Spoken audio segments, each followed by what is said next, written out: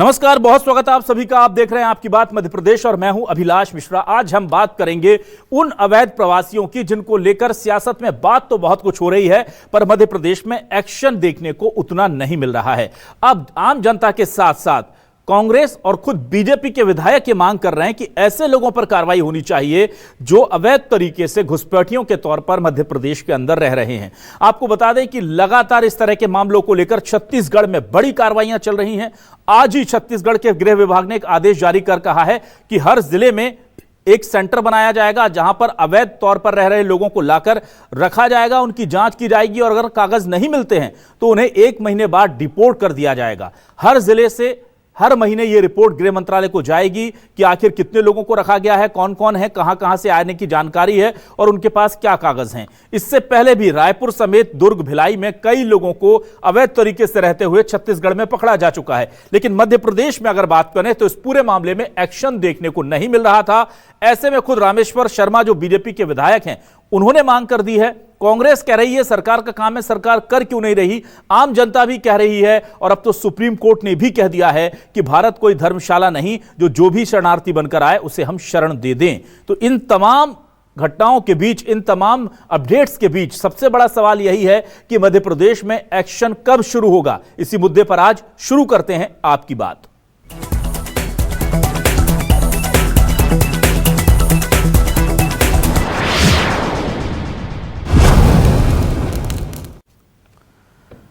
अब सुनिए, बीजेपी के विधायक रामेश्वर शर्मा खुद मांग कर रहे हैं, अपनी ही सरकार से मांग कर रहे हैं कि इनका वेरिफिकेशन जरूरी है। जो लोग हैं जिनको लेकर के थोड़ी भी संदिग्ध, जिनके बारे में जानकारी मिल रही है, उनका वेरिफिकेशन होना चाहिए कि कब आए, कहां से आए, किसके कहने पर रह रहे हैं, कितने सालों से रह रहे हैं। और इस बात को लेकर कांग्रेस भी कह रही है कि सरकार का काम है, सरकार कर क्या रही है। और साथ ही साथ कांग्रेस एक सवाल यह भी उठा रही है कि जिन लोगों को वापस भेजा जा रहा है उन्हें किस आधार पर भेजा गया है। दोनों के बयान सुनिए।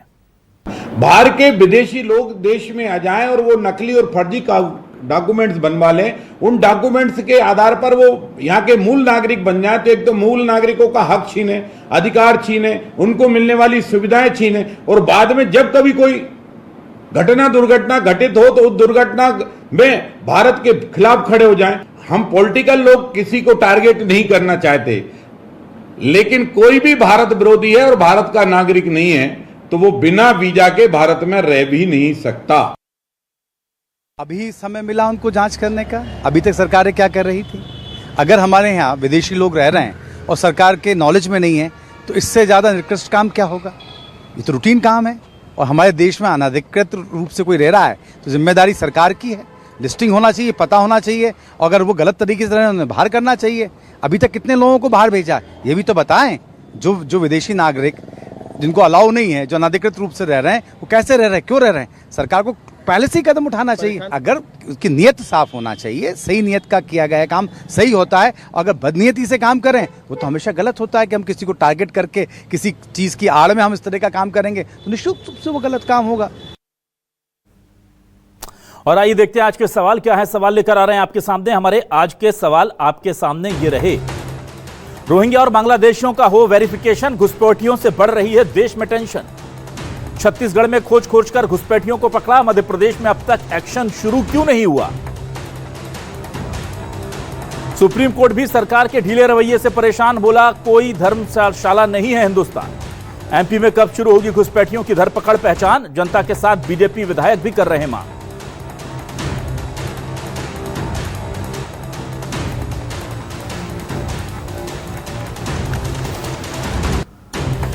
आइए सीधे रुक करूंगा अपने खास मेहमानों का। मेरे साथ 4 खास मेहमान जुड़ रहे हैं, एक एक कर आपका तारुफ करा रहा हूं। मेरे साथ आज काजी अनस अली साहब जुड़ रहे हैं, अध्यक्ष हैं ऑल इंडिया उलेमा बोर्ड के, उनका मैं स्वागत करूंगा। कांग्रेस से वरिष्ठ नेता प्रवक्ता आनंद जाट जी हमारे साथ जुड़ रहे हैं, उनका भी स्वागत करूंगा। हमारे साथ महामंडलेश्वर अनिलानंद जी महाराज जुड़ रहे हैं, उनका भी बहुत स्वागत करता हूं। और बीजेपी से वरिष्ठ नेता प्रवक्ता गुलरेज शेख साहब जुड़ रहे हैं, गुलरेज शेख साहब का भी इस्तकबाल करता हूं। चलिए, सबसे पहले मैं इस पूरे मामले को लेकर अनिलानंद महाराज जी के पास आ जाता हूं। महाराज जी, आपसे सबसे पहला सवाल मेरा यही है कि क्या पूरे देश में जब हम देख रहे हैं कि घुसपैठियों को लेकर के देश की भावना है कि जल्द से जल्द इन पर एक्शन होना चाहिए, छत्तीसगढ़ बहुत आगे निकल गया, कई राज्यों में हम देख रहे हैं, असम में बहुत तेजी से कार्रवाई हो रही है, उत्तर प्रदेश में भी पकड़े जा रहे हैं, लेकिन मध्य प्रदेश में ऐसा लग रहा है कि अभी तक सरकार ने इस मामले को सीरियसली नहीं लिया है। क्या कहेंगे आप? नहीं, मध्य प्रदेश में सरकार भी अब सीरियसली लेगी, क्योंकि ये मामला अभी अभी केंद्र सरकार के और गृह मंत्रालय की तरफ से जो निर्देश आए हैं, तो थोड़ा सा किसी निर्णय लेने में देरी जरूर हो जाती है, लेकिन उस वक्त ऐसा ना हो, ऐसा नहीं है कि बिल्कुल उस पर कोई काम नहीं होगा। कल से ही काम चालू हो जाएगा, क्योंकि आज से हमारे कई विधायक उसमें एक्टिव हो गए हैं, कई मंत्री एक्टिव हो गए हैं, और कल से ही आपको दिखेगा कि जो बांग्लादेश की घुसपैठी है, म्यांमार के हैं, ये जो रोहिंग्या हैं, इन पे सब पे इनके दस्तावेज जांच, थाना स्तर पर जांच करके इन पे कार्रवाई की जाएगी और इनको मध्य प्रदेश से बाहर खदेड़ा जाएगा। जी अच्छा अनिल आनंद जी, एक चीज हम देख रहे हैं कि छत्तीसगढ़ में इसी मामले को लेकर के बाकायदा पिछले कई दिनों से हम देख रहे हैं, दुर्ग से, भिलाई से, रायपुर से बड़ी संख्या में, बहुत बड़ी संख्या में यहां पर हम देख रहे हैं कि कार्रवाई चल रही है। आज बाकायदा गृह मंत्रालय ने कहा है कि हर जिले में एक डिपोर्टेशन सेंटर बनेगा। 1 महीने तक आप रखिए, ज्यादा से ज्यादा किसी को अगर उसके कागज पूरे नहीं मिलते हैं तो उसे डिपोर्ट कीजिए, और हर महीने 5 तारीख को रिपोर्ट भेजिए हमारे पास हर जिले से कि कितने लोग आपने पकड़े हैं, कितने लोगों को डिटेन किया, कितने के कागज मिले, कितने को वापस किया और कितनों को डिपोर्ट किया। तो ये तो अभी शुरुआत में बहुत हम लोग ऐसा लग नहीं रहा कि पिछड़ गए, अब तो खुद बीजेपी के विधायक ये मांग कर रहे हैं। तो ये तो मध्य प्रदेश तो बहुत ज्यादा सेंसिटिव है, छत्तीसगढ़ से ज्यादा सेंसिटिव इस पूरे मामले को लेकर। यहां सिमी का गढ़ रह चुका है, यहां पर हमने देखा है कि किस तरह से जो आतंकवादी रहे हैं उनके सिंपैथाइजर जो है यहां पर अपना ऐशगा बना करके रहे हैं मालवा निमाड़ अंचल में। तो अब क्या आपको लगता नहीं कि इसको बहुत तेजी से और बहुत जल्दी करना होगा, बहुत पीछे छूट गया मध्य प्रदेश इसमें? नहीं, कल ही कैबिनेट की बैठक के बाद आप देखेंगे कि बहुत तेजी से इसमें काम किया जाएगा। और मैं मध्य प्रदेश की तो ये बात हुई, छत्तीसगढ़ ये है कि छत्तीसगढ़ में सारे 80% लेबर क्लास लोग रहते हैं। ये लोग क्या है, पहले लेबर बन के घुसते थे, जहां लेबरगिरी का काम होता है उन प्रदेशों को, उन जिलों को लोग टारगेट करते हैं और वहां जा जाके ये लोग अपना घर बनाते हैं, बसते हैं, वहां अपनी रिश्तेदारियां बनाते हैं। तो मध्य प्रदेश में लेबर वाला क्षेत्र थोड़ा सा कम है। कल कैबिनेट बैठक के बाद, कल इंदौर में जो कैबिनेट की बैठक होने वाली है और इसमें ये बहुत तेजी से ये बात कैबिनेट में रखी जाएगी और इस पर त्वरित कार्रवाई की हम आपको आश्वस्त करते हैं कि कल के बाद किसी को कोई शिकायत का मौका नहीं मिलेगा। जी, अब मैं इस पूरे मामले को लेकर के आता हूं आनंद जी आपके पास। आनंद जी, देखिए हम देख रहे थे, शैलेंद्र जी पूछ रहे थे कि ये काम रूटीन में होना चाहिए, इसके लिए केंद्र सरकार से कोई आदेश आने की जरूरत नहीं होनी चाहिए। आपके प्रदेश में कौन अवैध रूप से रह रहा है, कौन वैध रूप से रह रहा है, अगर कोई है संदिग्ध है तो उसकी पहचान कीजिए, सुनिश्चित कीजिए कि वो कोई वीजा खत्म होने के बाद तो नहीं रह रहा। ये केंद्र सरकार 1 महीने पहले बोल चुकी है, बाकी राज्य सरकारें ने काम इस पर शुरू कर दिया, कई लोगों को वो डिपोर्ट कर चुके हैं और अब हमारी मध्य प्रदेश की सरकार जो है वो उसको लग रहा है कि अब हम काम शुरू करेंगे। ये कितना इंपॉर्टेंट मैटर हो जाता है इंटरनल सिक्योरिटी के लिहाज से भी। और आज सुप्रीम कोर्ट ने भी कहा है कि देश कोई धर्मशाला नहीं है कि जो भी आएगा हम उसको रख लें, हम लोग अपने खुद ही चैलेंजेस झेल रहे हैं 140 करोड़ के। तो सुप्रीम कोर्ट की भी मंशा है, आम जनता की मंशा है, केंद्रीय गृह मंत्रालय की मंशा है, पर ये लागू क्यों नहीं हो पा रहा, एग्जीक्यूट क्यों नहीं हो पा रहा है?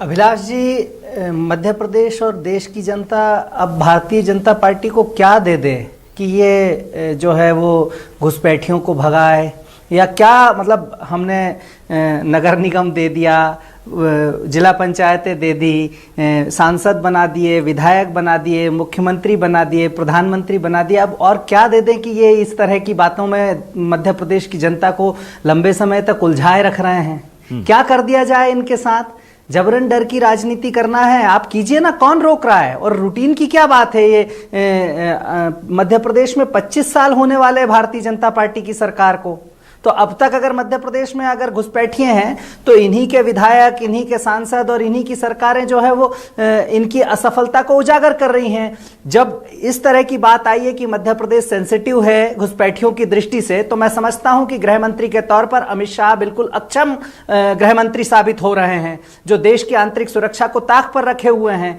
11 साल हो चुके हैं भारतीय जनता पार्टी की सरकार को केंद्र में, और मध्य प्रदेश में 25 साल मैं बता चुका हूं। प्रश्न ये नहीं है, आप इनको भगाइए, कांग्रेस पार्टी इनके साथ, भारतीय जनता पार्टी की सरकार के साथ है, पूरी तरह से साथ है, इसमें कोई राजनीति नहीं होनी चाहिए। अच्छा, अब 25 साल से जब भाजपा की सरकार है तो मध्य प्रदेश में इनका आधार कार्ड कौन बनवा रहा है? भाजपा के नेता, क्योंकि संरक्षण उन्हीं को मिल सकता है। इनके वोटर आईडी कार्ड कौन बनवा रहे हैं? भाजपा के नेता या भाजपा के विधायक।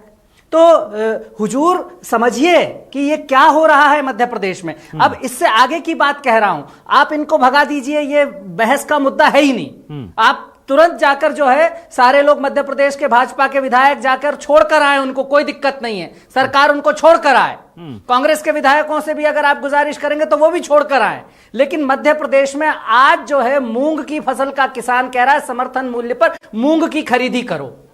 वो काम जरूरी है मध्य प्रदेश की जनता के लिए। भाई घुसपैठियों पर चर्चा हो रही है, मध्य प्रदेश के नागरिकों पर चर्चा क्यों नहीं हो रही है? उनके हक की बात कौन करेगा? 450 का गैस का सिलेंडर कौन देगा जैसा वादा किया था? 2700 रुपए का गेहूं कौन खरीदेगा जैसा कि वादा किया था भाजपा ने?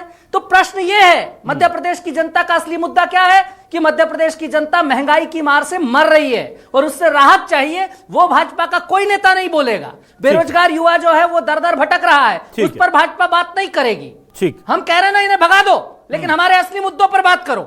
ठीक है, चलिए मैं आ जाता हूं काजी अनस अली साहब आपके पास। काजी अनस अली साहब देखिए, एक ये बहुत बड़ा एक तबका ऐसा रहा है जो बाहर से लोग आए हैं कि क्राइम वो करते हैं और पूरा का पूरा मुस्लिम समाज जो है उसके लिए वो टारगेट पर आता है, हमने देखा है। क्योंकि भारत में रहने वाले मुसलमान जो हैं, खासतौर से अगर हम बात करें मध्य भारत की, तो वो उनका वैसा रिकॉर्ड नहीं मिलता है। अगर हम जो कुछ इलाके रहे हैं उसकी जगह को छोड़ दें और सीमी से कनेक्शन को छोड़ दें तो मध्य प्रदेश में ऐसा नहीं दिखा। लेकिन हम देख रहे हैं कि बहुत सारे लोकल क्राइम्स जो हो रहे हैं, छोटे बड़े क्राइम जो हो रहे हैं, उसमें बाहर के आए हुए, चाहे वो रोहिंग्या हो या बांग्लादेशी लोग जो हैं, उनका बहुत ज्यादा इन्वॉल्वमेंट दिख रहा है। और अब बड़ी संख्या में यह भी दिख रहा है कि फर्जी तरीके से डॉक्यूमेंटेशन करा करके वो रह रहे थे। इसको लेकर पूरे देश में एक बड़ी कार्रवाई चल रही है, एक बड़ी मुहिम चल रही है। मुस्लिम समाज देश का इसे कैसे देखता है? बिस्मिल्लाहिर्रहमानिर्रहीम। अभिलाष जी, इसमें दो चीज़ें बड़ी अहम हैं। एक तो ये है कि वो रोहिंग्या जो आए हैं, बांग्लादेशी जो आए हैं, वो कैसे आ गए, और फिर उसके बाद उन्होंने इतनी तेज़ी के साथ, जब के लोकल का आदमी जो यहाँ रहता है, भारत का भारतीय जो रहता है, उसको अपना डॉक्यूमेंटेशन कराने में, आधार कार्ड बनवाने में या राशन कार्ड बनवाने में लंबी लंबी कतारों में, लाइनों में लगना पड़ता है, और वो इतनी जल्दी सब कुछ कर भी लेते हैं। तो मेरा ये कहना है कि ये सरकार का फेलुअर है। ये तो सरकार यहाँ फेल हो रही है। ये तो सरकार अपने गिरेबान में खुद झाँक के देखे कि इतने लोग कैसे आ गए। अरे भाई, यहाँ का भारतीय तो आपसे कह रहा है ना, खुल के कह रहा है। अभी पहलगाम के बाद से जो लड़ाई हुई, जो युद्ध शुरू हुआ, हमने कहा हम पाकिस्तान के खिलाफ है, बिल्कुल हिंदुस्तान के साथ में है, सेना के साथ में है। और यही हम सबसे कहना है, सिर्फ पाकिस्तान ही नहीं, बांग्लादेश या जो भी बाहर से आएगा और भारत के अंदर आके भारत के उसूलों के खिलाफ काम करेगा, ये जो भारतीय नहीं है, बिल्कुल आप छोड़ दिए ना, उसमें कोई लाग लपेट की बात ही नहीं है। उस पर डिबेट होने का मौजू नहीं होना चाहिए था। इसके ऊपर कार्रवाई ये होनी चाहिए। अभी तक हम इंतजार क्यों कर रहे थे? एक एक को चिन्हित कर रहे हैं आपके साहब, इतना ये यहाँ मिला, वो वहां मिला, तीसरा वहां मिला। तो ये ढूंढने के बजाय आप उसको फौरन क्यों नहीं भेज रहे? आप उसको क्या जरूरत है? सही बात कही सुप्रीम कोर्ट ने, कोई भारत धर्मशाला नहीं है कि हम सबको वो करते रहेंगे कि आप आइए, आपका वेलकम करेंगे। कोई भी हो, किसी किस्म की कोई उसमें वो नहीं होने चाहिए, चाहे सीमा हैदर आए या कोई भी आए। जो इस मुल्क का नहीं है, बाहरी मुल्क का है, उसको बाहर का रास्ता दिखाना चाहिए। ठीक है। गुलरेज शेख साहब, बीजेपी देखिए लंबे समय से मध्य प्रदेश में शासन में है, केंद्र में भी लंबा वक्त हो गया अब, और ऐसे में घुसपैठियों की पहचान अब शुरू की जाएगी। तो फिर ये लगता है कि बाकी इतने सालों से हमारा इंटेलिजेंस डिपार्टमेंट क्या कर रहा था, हमारी सुरक्षा एजेंसीज क्या कर रही थी, और मध्य प्रदेश में सबसे लेट क्यों सर? अभिलाष, आप अगर मध्य प्रदेश का कंपैरिजन करेंगे कि राजस्थान में 900 मिल गए, छत्तीसगढ़ में धरपकड़ चल रही है, तो उसका प्रमुख कारण है कि इन राज्यों में बहुत समय तक कांग्रेस की अभी तक सरकार थी, चाहे वो अशोक गहलोत की सरकार थी या फिर छत्तीसगढ़ में कांग्रेस की सरकार थी। और कांग्रेस का तो ये ट्रैक रिकॉर्ड है कि इस तरह की चीजों में जो नेशनल सिक्योरिटी होती है उसमें तो ये लीकेज करते हैं। तो वहां लीकेज हुआ है और उस लीकेज को सील किया जा रहा है।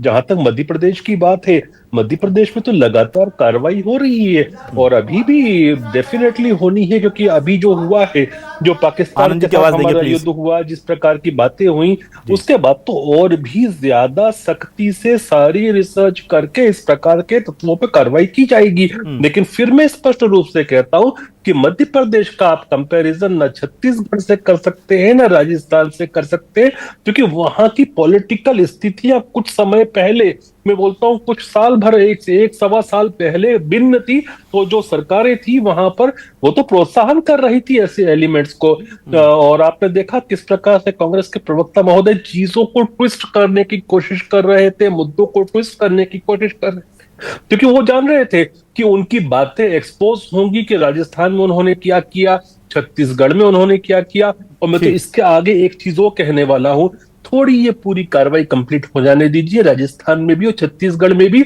हम व्हाइट पेपर, श्वेत पत्र लाएंगे कि इनमें से कितने लोग कांग्रेस से जुड़े हुए थे। चलिए, बहुत अच्छी बात है। मैं जल्दी से आता हूं महाराज जी आपके पास।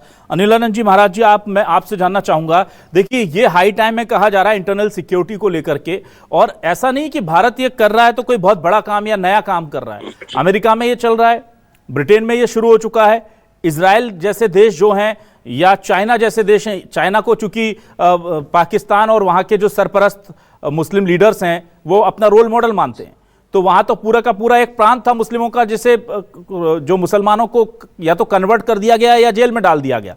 वहां उन मुसलमानों की स्थिति है कि वो अपनी मर्जी से अपने घर से 20 किलोमीटर दूर भी नहीं जा सकते। उनके पैरों में इंजेक्ट करके चिप डाल दी गई है ताकि वो जहां भी जा रहे हैं उसकी जानकारी सुरक्षा एजेंसियों को मिलती रहे। तो ये पूरे देश में शुरू हो गया है। ऐसे में भारत जब अब इस पूरे मामले को लेकर आगे बढ़ेगा तो क्या इसमें पॉलिटिकल एंगल भी निकलेंगे और एक राजनीतिक विरोध भी देखने को मिल सकता है आगे? नहीं, ऐसा है कि भारत देश में एक शुरू से ही जहां सनातन की राजनीति हो वहां सबको एक इंसानियत की भाव से देखा जाता है। भारत देश मात्र एक ऐसा है कि कोई भी आदमी यहां आता है किसी भी देश से और वो खूब आजादी से जीता है, रहता है, उस पर मतलब एक मनुष्यता का भाव निभाया जाता है। लेकिन अब जब से ये आतंकवादी घटनाएं होने लगी तब से भारत को भी सचेत हो जाना चाहिए। जिस प्रकार से चाइना, जापान, अमेरिका एक काम कर रहा है, भारत भी वैसे ही काम करे। उसमें भारत में राजनीतिकरण उसका नहीं होना चाहिए, चाहे कोई भी पार्टियां हों। जब देश का कोई काम हो रहा हो तो सारे राजनीतिक दलों को एक स्वर में बात करना चाहिए, एक स्वर में आ जाना चाहिए, सरकार का सहयोग करना चाहिए। देखिए, सरकार एक ऐसी है कि उसमें सरकार ही कार्रवाई कर सकती है, इसलिए सारे राजनीतिक दल, सारे संगठन उनको सरकार का सहयोग करके और उसमें कार्रवाई कराना चाहिए, जैसे कि दूसरे देशों की सरकारें करती हैं। आप देखेंगे कि इंडिया का आदमी अगर सऊदी अरब चला जाता है बगैर वीजे का पहले तो जा ही नहीं सकता, और अगर चला भी गया तो उसके दिन फिक्स होते हैं कि इतने दिन में उसको वहां से, और अगर वो 2 दिन लेट हो जाता है तो उसके ऊपर सख्त कार्रवाई हो जाती है, उसको पकड़ भी लिया जाता है। लेकिन भारत में मैंने कहा कि बहुत मनुष्यता के हिसाब से लोग जीते थे, लेकिन अब भारत भी वैसे ही कार्रवाई करेगा जैसे अमेरिका, जापान, चाइना इनमें होती है कि अगर बाहर का कोई आदमी धरपकड़ में आता है तो तत्काल उसके ऊपर कार्रवाई हो। और अभी हम तो ये आग्रह करेंगे, माननीय मुख्यमंत्री जी से भी कल ही बात करेंगे सवेरे, कि ये थाना स्तर पर ये कार्रवाई होना चाहिए अब तो। जी ठीक है। आनंद जी आपके पास आता हूं। आनंद जी, देखिए आप जो कह रहे हैं कि बाकी मुद्दे भी जरूरी हैं, पर यह मुद्दा भी बहुत जरूरी है क्योंकि हमारे संसाधनों की बात है, हमारी इंटरनल सिक्योरिटी की बात है, और एक इंपॉर्टेंट चीज ये भी हो जाती है कि ये चीजें आगे चल करके कहीं ना कहीं एक बड़ा सियासी बवंडर भी खड़ा करते हैं। पर यहां पर मैं देख रहा हूं कि बहुत अच्छे से गुलरेज शेख साहब ने बताया कि राजस्थान हो या छत्तीसगढ़, यहां कांग्रेस की सरकार थी, इसीलिए वहां पर लीकेज था और अब उन लीकेजेस को बंद किया जा रहा है। अभिलाष जी, भारतीय जनता पार्टी के प्रवक्ता ने जितना गैर जिम्मेदार बयान हो सकता था वो गैर जिम्मेदार, आप अगर इन्हीं से बात करवा लीजिए, मैं नहीं बोल पाऊंगा ऐसे। आनंद जी बोलिए, आप बोलिए। थोड़ी सी इसमें ऐसा है कि अनिलानंद जी आपसे नहीं, मैंने आनंद जाट जी से सवाल किया है, प्लीज उनको उत्तर देने दीजिए। जी आनंद जी बोलिए। अच्छा, जी। तो ये भारतीय जनता पार्टी के प्रवक्ता ने जिस गैर जिम्मेदारी का परिचय दिया है वो बताएं कि राजस्थान की सीमा क्या बांग्लादेश से जुड़ती है, क्या छत्तीसगढ़ की सीमा बांग्लादेश से जुड़ती है, केंद्रीय गृह मंत्री क्या कर रहे हैं, क्योंकि मुझे जितनी जानकारी है उसके हिसाब से बांग्लादेश से लगी हुई सीमा पर बॉर्डर सिक्योरिटी फोर्स, जिसे हम बीएसएफ कहते हैं, वो बीएसएफ होती है जो केंद्रीय मंत्रालयों के अंतर्गत आने वाली सशस्त्र बल है। तो वो वहां से जो घुसपैठी है वो भारत में अंदर कैसे आए? राजस्थान और छत्तीसगढ़ की बात क्या हुई केंद्रीय गृह मंत्री के नाकारापन को, निकम्मेपन को छिपाने के लिए कांग्रेस पर आरोप लगा देंगे? कितना गैर जिम्मेदार बयान। और मैंने तो कहा बहुत विनम्रता से कि हम सरकार के साथ हैं, कांग्रेस जो है ये सरकार के साथ हम खड़े हैं, हम सरकार के साथ खड़े हैं, और बदतमीजी आप कर रहे हैं, बदतमीजी आप कर रहे हैं। तो नेशनल सिक्योरिटी का लीकेज क्या है? नेशनल सिक्योरिटी का लीकेज ये है कि पहलगाम में 28 सैलानियों को, भारतीय नागरिकों को वहां पर आतंकवादियों ने आकर भून दिया गोलियों से। ये नेशनल सिक्योरिटी का फेलियर है, ये नेशनल इंटेलिजेंस का फेलियर है। ये घुसपैठियों को अंदर आने की इजाजत किसने दी? 11 साल से निकम्मी सरकार है भारत के अंदर। राजस्थान की भारतीय वर्सेस में लाइए पीसीआर प्लीज, हर जगह वर्सेस में लाइए हर पीसीआर। जगह जो है घुसपैठिए घुस रहे हैं। क्यों? क्योंकि निकम्मी है भाजपा की सरकार, निकम्मी है भाजपा की सरकार, केंद्रीय गृह मंत्री निकम्मे हैं, और इस निकम्मेपन को पार्टी के मुंह पे काली खोद देंगे लोग। बदतमीजी पर ठीक है, नजर आया। गुलेश शेख साहब और ये के पास आऊंगा मैं बाद में। बदतमीजी ठीक है बर्दाश्त आनंद नहीं जी, ठीक है भारतीय आनंद जी, जनता ठीक है पार्टी इस निकम्मेपन के साथ। ठीक है आनंद जी, ठीक है। मैं काजी अनस अली साहब के पास आ रहा हूं, फिर मैं आऊंगा गुलेश शेख बोलिए साहब आप। के पास। जी काजी अनस अली साहब, आपसे मैं ये जानना चाहूंगा, ये मुद्दा चूंकि पहले इसको लेकर के बहुत लोगों के बीच में ये था कि मुसलमानों को चुन चुन करके बाहर निकाल दिया जाएगा अगर इस तरह की कोई चीजें व्यवस्थाएं होंगी। अब ये स्थिति बहुत साफ है कि हर चीज जो नियम जिसको लेकर के जो डर बनाए जा रहे थे, चाहे वो ट्रिपल तलाक को लेकर के डर बनाया गया हो, चाहे वो 370 को लेकर के डर बनाया गया हो, चाहे वो सीए को लेकर के बात कही जा रही थी, इन तमाम चीजों को लेकर स्थिति देख रहे हैं कि जितना कहा जा रहा था वैसा खराब स्थिति तो नहीं हुई है। ना ही 370 आने के बाद मुसलमानों को वहां पर उनको उनके साथ बहुत बड़ा कोई कश्मीर में जुल्म हो गया है, वहां बल्कि बिजनेस अच्छा हो गया था। अगर हम पहलगांव के पहले की बात कर लें, रिकॉर्ड तोड़ टूरिस्ट वहां पहुंच रहे थे, रिकॉर्ड तोड़ जीएसटी करेक्शन वहां पर हो रहा था, वहां की लोकल गवर्नमेंट आई जो बीजेपी की नहीं है, विपक्ष के सहयोगी दलों की गवर्नमेंट है, तो उतना नेगेटिव चीजें नहीं होती। लेकिन हम देखते हैं कि सरकार जब भी कोई स्टेप लेती है तो उसको लेकर के खास तौर से मुस्लिम समाज के अंदर एक बहुत बड़ा डर जो है उसको बनाने की कोशिश होती है। क्या आपको लगता है कि बीजेपी ने अभी तक जो स्टेप उठाए हैं वो पूरी तरह से मुसलमानों के खिलाफ गए हैं, या आपको लगता नहीं कुछ स्टेप ऐसे थे जो जरूरी थे? नहीं, उसमें देखना ये रहता है कि जैसे जो भी मामलात उठाए जाते हैं सरकार की तरफ से, उसमें सबसे बड़ी ये कमी ये रहती है कि वो मुस्लिम इंटेलेक्चुअल से, मुस्लिम जिम्मेदारों से, तंजीमों के जिम्मेदारों से बात नहीं करते। आमतौर पे होता ये है कि जब किसी कम्युनिटी के बारे में कोई फैसला लिया जा रहा है तो उसको अपने साथ लेके, उसके साथ बैठ के वार्तालाप करके, बात करके, मशवरा करके उसको एक जो है अमली जामा पहनाने की ज़रूरत होती है कि वो एक वर्किंग मोड में कैसे आए, ये भी देखना पड़ता है। दूसरी बात ये होती है कि बिल्कुल एक ऑर्डर की तरह आता है कोई भी फैसला कि वक्फ तरमीमी बिल आया हो या ट्रिपल तलाक का मामला आया हो, और इस सब के अंदर भारतीय मुसलमान ने एक बड़ा अपने आप को साबित किया और साबित कदम होकर बताया कि हम सुप्रीम कोर्ट का जो फैसला है उसके साथ हैं और हमेशा उसके साथ रहेंगे, क्योंकि ये भारत का मुसलमान जो है वो अपनी भारतीयता पे फख्र करता है, गर्व करता है। अब दूसरा मसला ये रोहिंग्या का है या बांग्लादेशियों का है, तो उसको इस्लाम से जोड़ने की क्या जरूरत है? मैं ये कह रहा हूं उसको, वो अगर आप ये कह रहे हैं कि वो मुसलमान है, तो मैं आपसे फिर सवाल कर रहा हूं कि वो आ कैसे गए मुसलमान है? मैं तो यहां से चले जाऊं, मैं या महाराज जी अभी अगर एयरपोर्ट पे जाएंगे और किसी दूसरे मुल्क में जाना होगा तो सबसे ज्यादा तो हम लोगों की तलाशी ली जाएगी, चेकिंग होगी, सारी चीजें देखे जाएंगे, डॉक्यूमेंट्स देखे जाएंगे। ये अगर आ गए वो कहां से आए? क्या तारों के नीचे से आए? अगर ये तारों के नीचे से आए तो ये हमारा फेलुअर है, सरकार का फेलुअर है। हम अपने गिरेबान में झांक के देखें कि कैसे आ गए, और ये आ गए हैं तो अब तक रुके क्यों हैं? क्या भैया इनके लिए दावत का इंतजाम होगा? अब इनको भेजिए ना आप। क्या हम यही तो कह रहे हैं कि आप वेलकम, आपका टैग लगा के आप खड़े हुए हैं, सारे मुल्कों को आते जाएंगे और उसके ऊपर यहां राजनीति होगी, डिबेट होगी, ये कौन सा मसला है? आप उनको अगर भेजना, बिल्कुल आप भेजिए। आप तो हम ये चाहते हैं कि भारत के मुसलमान को भारत के आईन और संविधान के हिसाब से उसकी आप मदद करें। हम तो सिर्फ ये चाहते हैं कि भारतीय मुसलमानों के लिए जो आवाज बुलंद कर रहा है वो होनी चाहिए। ठीक है। और क्यों आएगा कोई यहां देख के? यहां जब देखा जा रहा है बराबर मुसलसल ये देखा जा रहा है कि अल्पसंख्यकों के साथ बुरा व्यवहार किया जा रहा है, तो क्यों यहां इस मुल्क में आएगा? तो मेरा तो ये कहना है कि अगर कोई आ भी गए तो आप पकड़िए, जो सजा दे सकते हो वो कीजिए। आपने कहा अल्पसंख्यकों के साथ यहां बुरा व्यवहार किया जा रहा है, बिल्कुल किया जा रहा है, क्या नहीं किया जा रहा? अच्छा, आप बताइए ना, दाढ़ी टोपी वाला कहां महफूज है? आप बताइए। तो फिर एक बात बताइए ना काजी अनस अली साहब, फिर काजी अनस अली साहब, फिर मुझे बताइए कि ये बांग्लादेश से वाया नेपाल, वाया जो है म्यांमार, इतने सारे मुसलमान हिंदुस्तान की तरफ क्यों आ रहे हैं मुसीबत मोल लेने के लिए?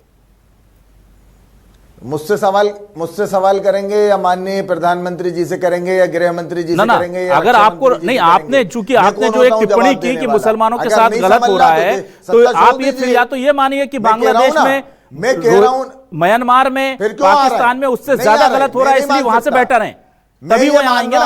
या तो कौन बुला रहा है, कौन बुला रहा है? मैं यही तो कह रहा हूं कि कौन बुला रहा है यहाँ पे उनको। बुलाने वालों को भी आप देखिए, और जो रोके हुए हैं यहाँ पे, जिनके रहमो करम पे हैं वो रुके हुए हैं, उनको भी देखिए। चलिए गुलरेज शेख साहब आपके पास आता हूं कि पूरा भारत का मुसलमान ये कह रहा है कि उनको भेज दीजिए आप। ठीक है। अच्छा गुलरेज शेख साहब, देखिए काजी अनस अली साहब कह रहे हैं कि यहां पर मुसलमानों के साथ अच्छा सलूक नहीं हो रहा है, और दूसरी तरफ हम देख रहे हैं कि हजारों की संख्या में मुस्लिम शरणार्थी जो है वो यहां आ रहे हैं, और जब उनको रोकने के लिए आप लोग बिल लाने जा रहे थे तो पूरे देश के मुसलमान खड़े हो गए कि ये बिल मत लाओ वरना हमारे भाई लोग कैसे आएंगे।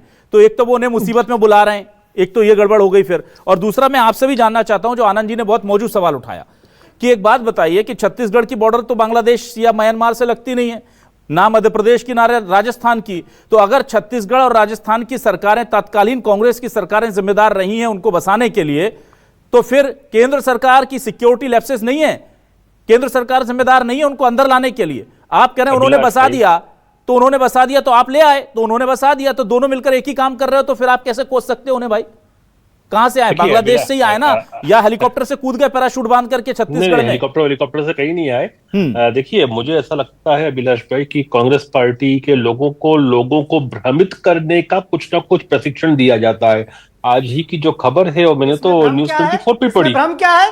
जवाब देते बन नहीं रहा है। एक मिनट आनंद जी बोलने दीजिए। आनंद जी आपका ही सवाल लिया, आनंद जी आपका सवाल लिया, आपका सवाल अच्छा था। अभिलाषी नहीं हो पाएगा, अभिलाषी नहीं हो पाएगा, आपका सवाल अभिलाषी नहीं हो पाएगा। बीच में बोलने की शुरुआत इन्होंने की है। मैं बीच में बताता हूं ना, ये कांग्रेस पार्टी पर आरोप लगा रहे। 25 सालों से मध्य प्रदेश में भाजपा है और 10 सालों से भारतीय जनता पार्टी। आनंद जी आपका सवाल ही तो ले रहा हूँ, आनंद जी आप ही का तो सवाल ले रहा हूँ। आपने कहा केंद्र सरकार की नाकामी है, वही तो पूछ रहा हूँ। देख लीजिए, बोल लीजिए सर, फिर मैं बोलूंगा। उनको आतंकवादियों ने गोलियों से भून न्यूज़ 24 को मैं ये कहता हूं कि जब मुझे आप बोलने का आनंद जी गलत बात है, आप अपने समय में बोल लिया आनंद जी, अब आप उनको बोलने दीजिए।